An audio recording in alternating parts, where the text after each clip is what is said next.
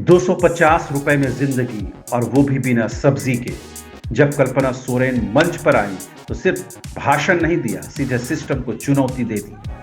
असम की राजनीति में एक नया चेहरा, लेकिन आवाज ऐसी जिसने सबको सुनने पर मजबूर कर दिया। कल्पना सोरेन ने सवाल नहीं उठाए, सवालों की झड़ी लगा दी। क्या चाय बागान मजदूरों को 500 रुपए रोज के हकदार नहीं हैं? यह सिर्फ बयान नहीं, एक सीधा हमला था व्यवस्था पर, सिस्टम पर। उन्होंने खुलकर कहा हेमंता बिस्वा शर्मा से, उन्होंने खुलकर कहा आप पूछते हैं कि हम असम में क्यों हैं, क्योंकि आपने हमारे लोगों का शोषण किया है। यह आरोप सीधा था असम के मुख्यमंत्री हेमंत बिस्वा शर्मा पर। न एसटी का दर्जा दिया, न सही मेहनताना दिया, न रहने को छत दिया। यह सिर्फ राजनीति नहीं, आरोपों का सीधा वार था। लेकिन असली असर तब हुआ जब उन्होंने मजदूरों की जिंदगी का दर्द बताया। उनके टिफिन में सब्जी तक नहीं होती, वो सिर्फ आलू चोखा और भात खाकर जिंदा हैं। एक पल के लिए पूरा मंच शांत हो गया। यह आंकड़ा नहीं, सच्चाई थी। कल्पना सोरेन ने यहां एक बड़ा नैरेटिव सेट किया। झारखंड का बेटा यानी झारखंड का मुख्यमंत्री हेमंत सोरेन अपना राज्य छोड़कर असम आया है ताकि यहाँ के लोगों को उनका हक दिला सके। यह लाइन सिर्फ एक बयान नहीं थी, एक राजनीतिक संदेश था। हम लड़ने आए हैं।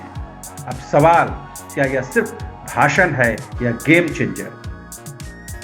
चाय बागान मजदूर, बड़ा मुद्दा, कम मजदूरी, जमीनी दर्द, महिला नेता की सीधी आवाज, हाई इंपैक्ट, और सबसे बड़ी बात, कल्पना सोरेन का उभरता हुआ चेहरा।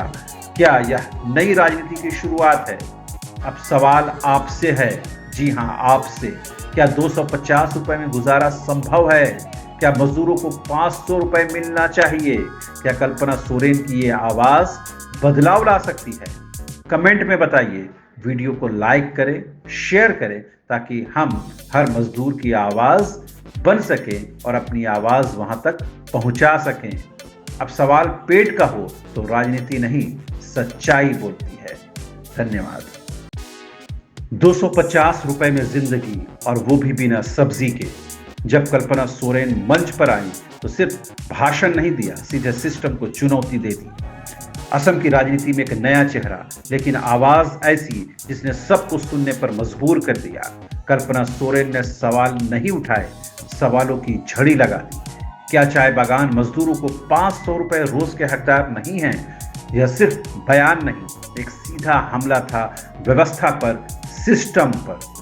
उन्होंने खुलकर कहा हेमंता बिस्वा शर्मा से, उन्होंने खुलकर कहा आप पूछते हैं कि हम असम में क्यों हैं, क्योंकि आपने हमारे लोगों का शोषण किया है। यह आरोप सीधा था असम के मुख्यमंत्री हेमंत बिस्वा शर्मा पर। न एसटी का दर्जा दिया, न सही मेहनताना दिया, न रहने को छत दिया। यह सिर्फ राजनीति नहीं, आरोपों का सीधा वार था। लेकिन असली असर तब हुआ जब उन्होंने मजदूरों की जिंदगी का दर्द बताया। उनके टिफिन में सब्जी तक नहीं होती, वो सिर्फ आलू चोखा और भात खाकर जिंदा हैं। एक पल के लिए पूरा मंच शांत हो गया। यह आंकड़ा नहीं, सच्चाई थी। कल्पना सोरेन ने यहां एक बड़ा नैरेटिव सेट किया।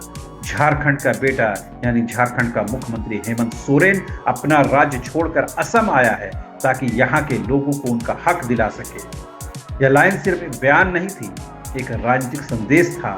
हम लड़ने आए हैं। अब सवाल, क्या यह सिर्फ भाषण है या गेम चेंजर? चाय बागान मजदूर, बड़ा मुद्दा, कम मजदूरी, जमीनी दर्द, महिला नेता की सीधी आवाज, हाई इंपैक्ट, और सबसे बड़ी बात, कल्पना सोरेन का उभरता हुआ चेहरा। क्या यह नई राजनीति की शुरुआत है?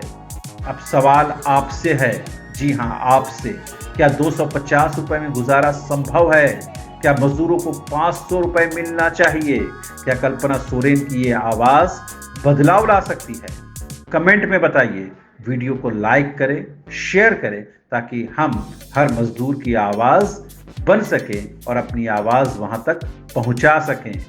अब सवाल पेट का हो तो राजनीति नहीं, सच्चाई बोलती है। धन्यवाद।